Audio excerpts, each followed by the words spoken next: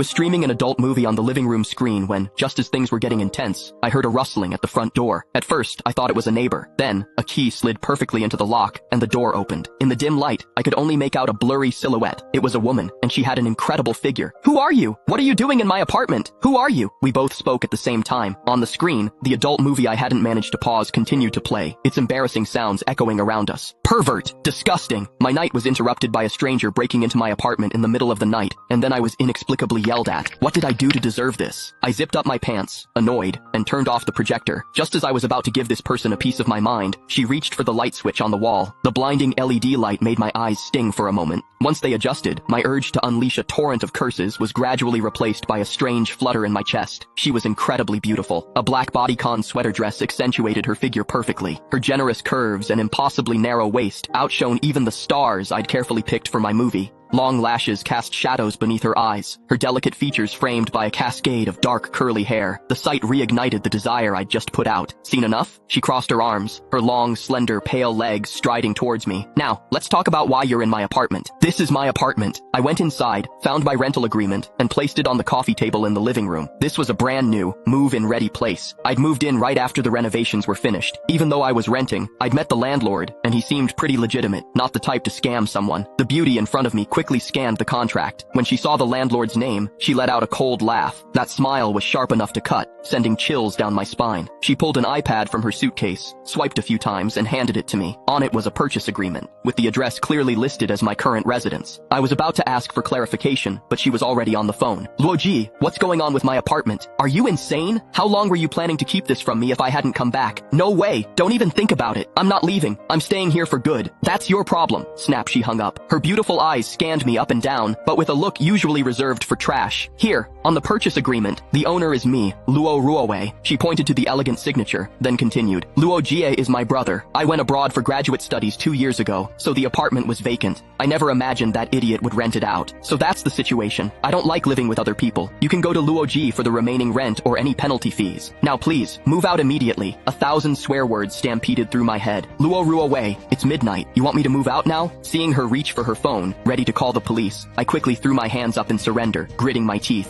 "Fine, I'll move, okay?" I had plenty of things. After all, I was the first one to live in this apartment, and I'd been here for 2 years. I truly thought of this place as my home. I was dawdling, packing my luggage in the bedroom, when Luo Ruowei's sharp voice cut through the air from the living room. "Your ID. I need to take a picture. If there are any issues with the apartment, I'll contact you for compensation." Annoyed, I tossed my ID onto the sofa where she was sitting. I went back to my room and continued squatting in front of the wardrobe. Click the link in my bio to get the full story for free.